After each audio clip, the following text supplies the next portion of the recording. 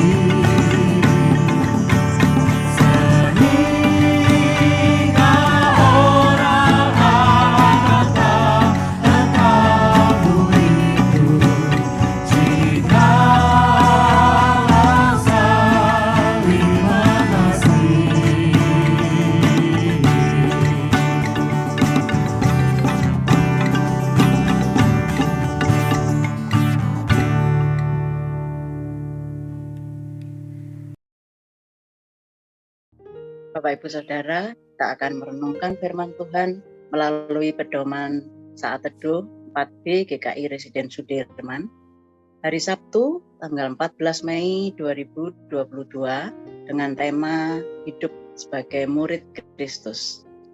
Firman Tuhan yang akan kita renungkan pagi hari ini diambil dari Yohanes 13 ayat 31 sampai dengan 35 akan dibacakan oleh Pak Yosa.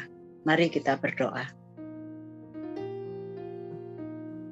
Bapa di dalam surga, kami mengucap syukur untuk kasih dan pemeliharaan Tuhan kepada setiap kami. Dan pagi hari ini kembali kami berkesempatan untuk saat teduh bersama. Tuhan tolong dan pimpin kami ketika kami membaca dan merenungkan firman-Mu. Biarlah kami boleh mengerti dan memahami pesan Tuhan bagi setiap kami. Terima kasih Bapa, dalam nama Tuhan Yesus kami berdoa. Amin. Firman Tuhan pada pagi hari ini dari Yohanes 13 ayat 31 sampai dengan 35. Sesudah Yudas pergi, berkatalah Yesus, "Sekarang anak manusia dipermuliakan dan Allah dipermuliakan di dalam Dia. Jikalau Allah dipermuliakan di dalam Dia, Allah akan memperlihatkan Dia juga di dalam dirinya dan akan memperlihatkan Dia dengan segera. Hai anak-anakku, hanya seketika saja lagi aku ada bersama-sama kamu. Kamu akan mencari aku, dan seperti yang telah kukatakan kepada orang-orang Yahudi, ke tempat aku pergi, tidak mungkin kamu datang. Demikian pula aku mengatakannya sekarang juga kepada kamu. Aku memberikan perintah baru kepada kamu, yaitu supaya kamu saling mengasihi, sama seperti aku telah mengasihi kamu, demikian pula kamu harus saling mengasihi. Dengan demikian, semua orang akan tahu bahwa kamu adalah murid-muridku, yaitu jikalau kamu saling mengasihi." Demikian firman Tuhan. Terima kasih Pak Yosa. Bapak Ibu Saudara, bagaimana persekutuan umat Allah membuktikan bahwa mereka adalah murid-murid Kristus? Atau bagaimanakah kita membuktikan kepada orang lain di luar kekristenan bahwa kita adalah murid Kristus? Apakah dengan mengatakan kepada mereka bahwa kami adalah orang Kristen dan pengikut Yesus, atau dengan memperlihatkan bagaimana kita menjalani hidup dan membangun persekutuan kita? Identitas sebagai pengikut Kristus memang bukan hanya soal administrasi atau soal hiasan atau aksesoris yang kita gunakan atau pengakuan lewat kata bahwa kita orang Kristen. Identitas sebagai pengikut Kristus sesungguhnya menyangkut banyak aspek termasuk tindakan kita. Namun, tahukah kita bahwa itulah yang menarik sekaligus tantangan menjadi seorang Kristen yang adalah pengikut Kristus. Yesus menyadari bahwa waktunya telah tiba. Dia bersama para murid makan bersama untuk terakhir kalinya. Dalam jamuan makan bersama, Yesus membasuh kaki murid-muridnya. Yesus juga memberikan pesan terakhir kepada para muridnya. Dalam percakapan dengan para murid, Yesus menyampaikan bahwa dia akan dipermuliakan. Ucapan Yesus secara tidak langsung tidak menyampaikan bahwa dia akan menjalani jalan penderitaan. Jalan penderitaan untuk penebusan dosa seturut kehendak Bapanya. Dapat kita baca pada ayat 31 dan 32. Yesus juga menyampaikan bahwa saat itu adalah waktu terakhir bersama dengan para murid-Nya. Namun, Yesus menyampaikan pesan terakhir yang merupakan perintah baru bagi para murid. Perintah baru itu berkenaan dengan identitas para murid. Perintah baru itu adalah agar mereka hidup saling mengasihi. Yesus menegaskan bahwa identitas para murid sebagai pengikut Yesus haruslah tampak dari perbuatan mereka dengan hidup saling mengasihi.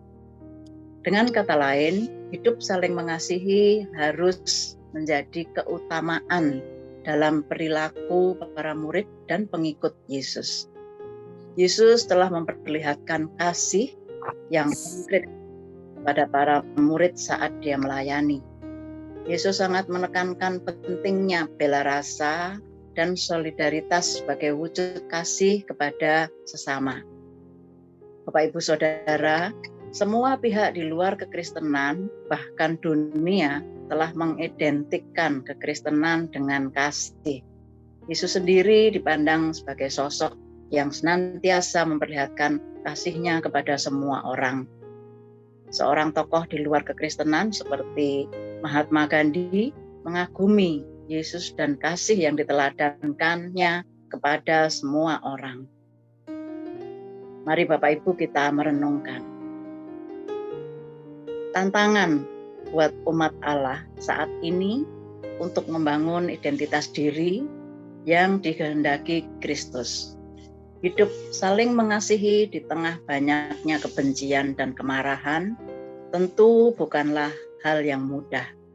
Saat ini tidak sedikit orang hidup dalam kebencian dan kemarahan.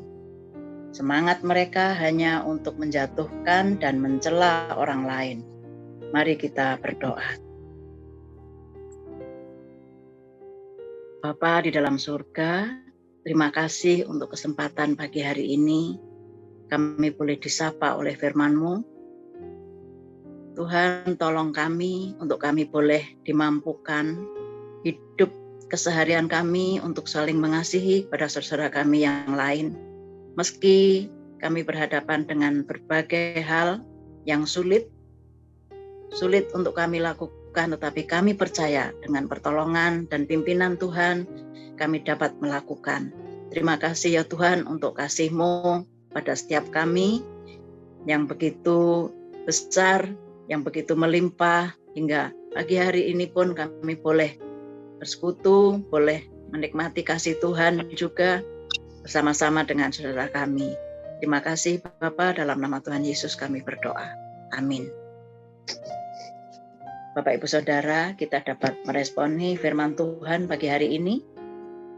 Kita akan selalu memperlihatkan kepedulian kita kepada saudara-saudara dalam persekutuan yang sedang mengalami kesusahan. Biarlah Tuhan menolong kita dan Tuhan memampukan kita untuk menjaga hubungan baik dengan tetangga dan teman-teman kita. Untuk itu, marilah kita terus mengandalkan Dia yang menolong dan memberkati kita dalam hidup kita sehari-hari. Tuhan Yesus mengasihi dan menolong Bapak Ibu dan kita semua. Amin.